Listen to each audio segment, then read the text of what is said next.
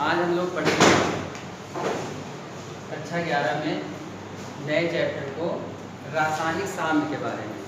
तो रासायनिक साम्य क्या होता है, तो कल हम लोगों ने इसके बारे में कुछ पढ़ा था कि रासायनिक साम्य में रिएक्शन कैसे होती है, अपक्रियाएँ क्या होती हैं और किस प्रकार की अपक्रियाएँ होती हैं। एक होती है उत्क्रमणीय अपक्रिया और एक कौन सी होती है, अनुत्क्रमणीय अपक्रिया। तो उत्क्रमणीय अपक्रिया और अनुत्क्रमणीय अपक्रिया के बारे में पढ़ना है। तो जो आपने पढ़ा होगा कि कुछ ऐसी अपक्रियाएँ होंगी, तो सबसे पहले आपने हाई स्कूल में पढ़ा होगा अपक्रियाएँ क्या हैं। तो अपक्रियाओं में आपने पढ़ा होगा कि कुछ अपक्रियाएँ ऐसी होती हैं कि जिसमें आपने ये लिखा होगा कि सबसे पहले यहाँ पे क्या मिलाते हैं, अभिकारक मिलाते हैं, अभिकारक मिलाते हैं और फिर अभिकारक मिलाते हैं, अभिकारक मिलाते हैं और क्या बन जाता है, उत्पाद बन जाता है। तो इसमें क्या होता है, इस प्रकार से अगर कोई भी रिएक्शन होती है तो इस प्रकार की अपक्रियाओं में आपने देखा कि ये सिंपल अपक्रिया हो रही है कि किसी चीज़ को मिला दी और कोई भी प्रोडक्ट आपका बन जाता है, ये अपक्रिया होती है। तो अपक्रिया में आपने भी पढ़ा होगा, जैसे 10th में पढ़ा होगा कि अपक्रिया क्या होती है, अपक्रिया किसे कहते हैं, सबसे पहले चैप्टर में पढ़ा होगा। तो अपक्रिया क्या होती है पता है किसी को, तो अपक्रिया क्या होती है, अभिकारक और अभिकारक मिला के एक उत्पाद बनता है, उस प्रक्रिया को अपक्रिया कहते हैं। अच्छा बैठ। यानी जब कभी किसी भी अभिकारक यानी रिएजेंट किसी दूसरे रिएजेंट से रिएक्ट होके क्या बनाता है, कोई प्रोडक्ट बनाता है, तो इस प्रकार के प्रोसेस को क्या कहते हैं, अपक्रिया कहते हैं, रिएक्शन कहते हैं। जैसे आपने बहुत सी रिएक्शन पढ़ी होगी, जैसे मान लिया NaOH है और इसकी रिएक्शन अगर हम करा दें किसके साथ, HCl के द्वारा करा दें, तो क्या बनेगा, आप यहाँ देखेंगे कि NaCl बनता है और क्या बनता है, H2O बनता है। तो ये जो आपने यहाँ पे मिलाया है, ये जो मिलाया है इसको क्या कहेंगे, इसको हम अभिकारक कहेंगे, और इधर जो बन रहा है इसको क्या कहेंगे, उत्पाद कहेंगे।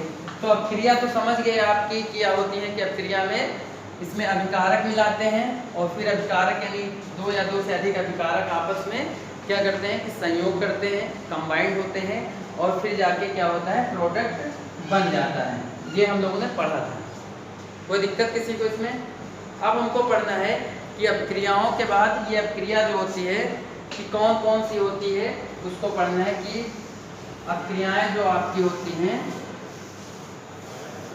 उत्क्रमणीय अपक्रिया और अनुत्क्रमणीय अपक्रिया। तो रिवर्सिबल दैट होता है, एक होता है इनरिवर्सिबल दैट। तो इसमें क्या होता है, उत्क्रमणीय अपक्रिया में और अनुत्क्रमणीय अपक्रिया में। तो अनुत्क्रमणीय में देखते हैं, अनुत्क्रमणीय अपक्रिया, इसमें क्या होता है, अनुत्क्रमणीय अपक्रिया क्या होती है, केवल अग्र दिशा में ही होती है और पश्च दिशा में नहीं होती है, अर्थात एक ही बार में कोई भी प्रोडक्ट को बना देती हैं और दोबारा क्या उसी प्रोडक्ट से अभिकारक बनाने में सक्षम नहीं होती हैं। जैसे यहाँ पे कोई भी अभी आपने रिएक्शन लिखा था, ये अभिकारक होगा, रिएजेंट होगा और ये अभिकारक क्या करेगा, उत्पाद बना देगा। जब उत्पाद यानी प्रोडक्ट बना देगा तो इस प्रकार की रिएक्शन को अनुत्क्रमणीय कहेंगे। क्या कहेंगे, अनुत्क्रमणीय। इसका सिंबल क्या होता है, केवल एक सिंपल सी एरो ऐसे होती है, इससे क्या होता है गिफ्ट आउट, यानी कोई भी अभिकारक मिलाएंगे उससे कोई भी प्रोडक्ट आपका बनेगा, जो अभिकारक मिलाएंगे उसी के अनुसार आपका प्रोडक्ट बनेगा। तो ये जो इसका प्रतीक यानी जो सिंबल ये है, ये किसका सिंबल है, ये है अनुत्क्रमणीय का। अनुत्क्रमणीय अपक्रियाएं होंगी यहाँ पे। अब यदि आपसे कोई पूछे कि अनुत्क्रमणीय अपक्रिया इनरिवर्सिबल दैट रिएक्शन कौन सी होगी, तो आप यही बताएंगी कि जिसमें वन एरो होती है, और वन एरो का मतलब ये हुआ कि अभिकारक को मिलाएंगे और कोई प्रोडक्ट हमारा बन जाएगा। समझ गए ना, यानी अभिकारक को मिलाएंगे और अभिकारक के द्वारा कोई भी प्रोडक्ट बन जाएगा, ये क्या हो जाएगी, अनुत्क्रमणीय अपक्रिया में आएगा। ये चीज़ तो समझ में आ गई ना, यही आपकी लैंग्वेज में उसमें लिखा है, डिफिनेशन में भी यही लिखा है कि जब दो या दो से अधिक अभिकारक आपस में मिलाते हैं और अग्र अपक्रिया ही होती है तो उसको क्या बोलते हैं, अनुत्क्रमणीय अपक्रिया बोलते हैं। अब बात समझ में आ गई, अनुत्क्रमणीय अपक्रिया समझ में आ गई। यानी दोनों चीज़ को मिलाएं फिर कोई भी प्रोडक्ट बन जाए, और वो प्रोडक्ट जो होगा वो दोबारा वो प्रोडक्ट क्या होगा, तोड़ने के बाद वो अभिकारक नहीं बन पाएगा। तो इसको बोलेंगे अनुत्क्रमणीय अपक्रिया। क्या बोलेंगे? अनुत्क्रमणीय अपक्रिया। अब हम बोलेंगे जैसे उत्क्रमणीय अपक्रिया कौन सी होती है। तो उत्क्रमणीय अपक्रिया में जैसे आपने ये देखा होगा कि उत्क्रमणीय अपक्रिया में रिवर्सिबल राइट जिसको बोलते हैं, उसमें होती है कि डबल एरो लगी होती है, जैसे इस प्रकार से उत्क्रमणीय में। उत्क्रमणीय में अपक्रिया में क्या होता है कि डबल एरो इस प्रकार से लगी होती है, इस प्रकार से। इसमें क्या होता है, ये जो पहले एरो लगी है इसको बोलते हैं कि अग्र अपक्रिया, हिंदी में अग्र अपक्रिया बोलते हैं, या फॉरवर्ड रिएक्शन बोलते हैं, अग्र अपक्रिया। और ये जो इस प्रकार से लगी है इसको बोलते हैं पश्च अपक्रिया। पश्च अपक्रिया ये आपके नोट्स में हमने लिखाया है, इसको ध्यान से पढ़िएगा, आपको समझ में आ जाएगा। ज़्यादा डेफिनेशन जो है आपको नोट्स में मिल जाएगा। तो ये क्या हो जाएगा, पश्च अपक्रिया हो जाएगी। तो इसमें अग्र अपक्रिया और ये पश्च अपक्रिया हो जाएगी। अब इसको समझना है कि किसी भी अभिकारक से हम कोई भी प्रोडक्ट को बना सकते हैं। जैसे हमने यहाँ पे अभिकारक लिया A प्लस बी। अब A प्लस बी ये बनाए, तो A प्लस बी से हमने क्या किया कि इस प्रकार से एरो लगाया और ये बन गया C प्लस डी बन गया। अब ये समझेंगे कि ये जो हमारा अभिकारक है इसको, यानी ये जो हमारा अभिकारक है और ये भी अभिकारक है, ये भी अभिकारक है, दोनों अभिकारक मिल गए तो ये उत्पाद बन गया। यानी ये क्या बन जाएगा, ये आपका एक प्रकार से क्या बन जाएगा, उत्पाद बनेगा, यानी ये प्रोडक्ट बनेगा। और जब ये प्रोडक्ट बन जाएगा, अब ये प्रोडक्ट तो बन गया, तो ये क्या होगा, तो पहले ए बी को मिलाएंगे तो क्या बनेगा, सी डी बनेगा। यानी अब इसको जैसे इस प्रकार से देखेंगे तो क्या होगा, ए बी को मिलाएंगे तो सी डी बन जाएगा। यानी ये हुआ अग्र अपक्रिया। पहले क्या बन रहा है, पहले ए बी को मिलाने से सी डी बन रहा है। अब क्या होगा, पश्च अपक्रिया में क्या होगा, यदि हमको ए बी मिलाने से सी डी मिलता है, यदि हम क्या करें कि सी डी को मिलाएंगे तो ए बी बन जाएगा। जहाँ पे दोनों प्रोसेस हों, अग्र अपक्रिया और पश्च अपक्रिया दोनों हों। तो इसकी डिफिनेशन में साम्यावस्था में क्या कहा गया उत्क्रमणीय अपक्रिया में, कि अग्र अपक्रिया का वेग पश्च अपक्रिया के वेग के बराबर होता है। इसको अभी हम दूसरे साम्य अवस्था वाले नियम में पढ़ेंगे इसको, बट इसको ये समझ लीजिए कि उत्क्रमणीय अपक्रिया में क्या होगा कि कोई भी अभिकारक अग्र अपक्रिया का वेग और उसके पश्च अपक्रिया के वेग के बराबर होता है। एक तो ये हो गया।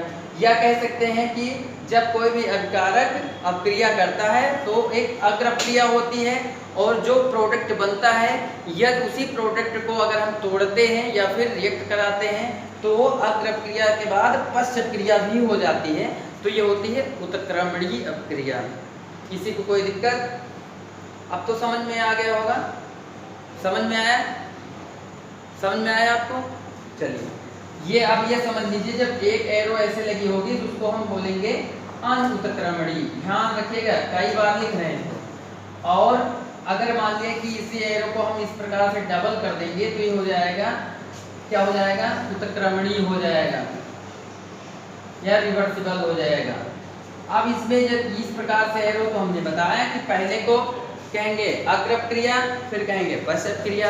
अग्र का मतलब पहले वाली रिएक्शन, फॉरवर्ड रिएक्शन हो जाएगी या फर्स्ट रिएक्शन हो जाएगी। फिर ये क्या हो जाएगी, बैकवर्ड रिएक्शन हो जाएगी, यानी पश्च अपक्रिया, पीछे वाली रिएक्शन हो जाएगी। अब ये आपको शायद समझ में आ गई, यही आपकी बुक में लैंग्वेज लिखी होगी और नोट्स में भी आपने यही लिखा है। ठीक, इसके बाद हम अगर बात करें अपक्रियाओं के बाद में, अपक्रियाओं के बाद में अगर हम साम्य अवस्था की कुछ अगर बात करें, अपक्रियाएं जो हैं आपकी तापीय अपघटन होता है और कुछ विघटन होती है, ये अपक्रियाएं होती हैं। तो कुछ ऐसे ही अपक्रियाएं हैं जो अपघटित हो जाती हैं, ताप पर रखने पर टूट जाती हैं। जैसे तापीय अपघटन के माध्यम से या ताप पे रखने पर अपक्रियाएं क्या होती हैं, टूट जाती हैं। ये आपकी अपक्रियाएं किस में आएंगी, अनुत्क्रमणीय में आएंगी। अनुत्क्रमणी में जैसे आएंगे, जैसे देखेंगे कि जैसे टेम्परेचर पर यानी तापीय अभिक्रियाएं, यानी टेम्परेचर पर रखने पर अभिक्रियाएं क्या होती हैं, टूट जाती हैं। जैसे यहाँ पे अगर हम देखते हैं कि CO3, अब इसका नाम जानते होंगे कैल्शियम कार्बोनेट, ये कैल्शियम कार्बोनेट है। तो कैल्शियम कार्बोनेट को क्या करेंगे, हम हीट करेंगे, ताप देंगे, यानी लिखा है टेम्परेचर यानी तापीय अभिक्रियाएं, यानी थर्मल रिएक्शन जो होती हैं। थर्मल रिएक्शन में क्या होता है, कैल्शियम कार्बोनेट जो होता है ये हीट किया जाता है। हीट करने के बाद क्या होता है, टूट जाता है किसमें, CaO प्लस CO2 में। अगर आप ऐसे ही कॉमन सेंस लगाएंगे, अगर आप किसी भी प्रोडक्ट को ये देखेंगे कि अगर हम उसको हीट करते हैं, कॉमन चीज़ ऐसे लगाइए, अगर देखिए आपने कभी किसी चीज़ को हीट किया होगा तो किसी ना किसी चीज़ में टूटता है। हीट किया ना, जैसे मान लिया कि आपने चीनी को हीट करना शुरू कर दिया, डायरेक्ट चीनी को, तो चीनी क्या होगी, काली पड़ना शुरू हो जाएगी।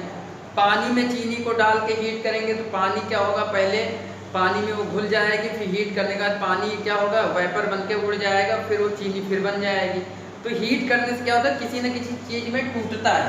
तो वैसे कैल्शियम कार्बोनेट को जब हीट करेंगे, थर्मल रिएक्शन में लाएंगे, तो हीटिंग प्रोसेस में जब कैल्शियम कार्बोनेट क्या होगा, क्या होगा, डिकम्पोज हो जाएगा किसमें, कैल्शियम ऑक्साइड में, कैल्शियम ऑक्साइड में हो जाएगा, और किसमें हो जाएगा, कार्बन डाइऑक्साइड में हो जाएगा।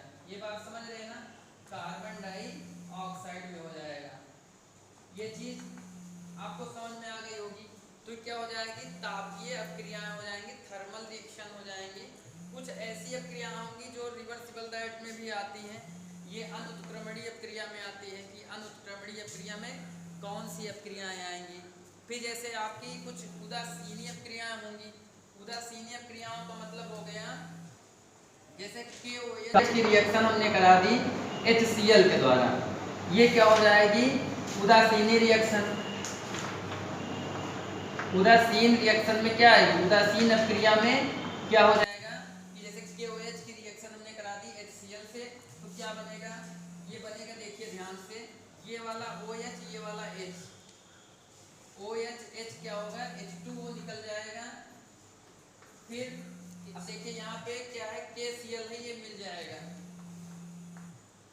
अब ये रिएक्शन जो होंगी, अब देखिए KCl ये मिलके क्या बना दिया, KCl मिल गया यानी पोटेशियम क्लोराइड बन गया, और वाटर यानी H2O बन गया। और ये रिएक्शन होगी क्या, इसमें एरो 1 लगी। अब आपसे क्वेश्चन किया जाए कि ये कौन सी अभिक्रिया होगी, तो कौन सी अभिक्रिया होगी, अनुत्क्रमणी होगी। अभी आपने पढ़ा कि 1 एरो इक्वल टू अनुत्क्रमणी, और जब डबल एरो लगी होंगी इस प्रकार से, तो उसको हम बोलेंगे, क्या बोलेंगे, उत्क्रमणीय अभिक्रिया। यानी उसमें किसी भी अपकारक से प्रोडक्ट बना सकते हैं, प्रोडक्ट से अपकारक को प्राप्त कर सकते हैं, ये आपकी अनुत्क्रमणीय अभिक्रिया में होगा। ठीक, तो आज के लिए बस इतना ही। कल हम लोग नए टॉपिक को नए तरीके से पढ़ेंगे। ठीक, धन्यवाद। और SBM केमिस्ट्री चैनल को आगे बढ़ाने के लिए शेयर करिए, सब्सक्राइब करिए। धन्यवाद।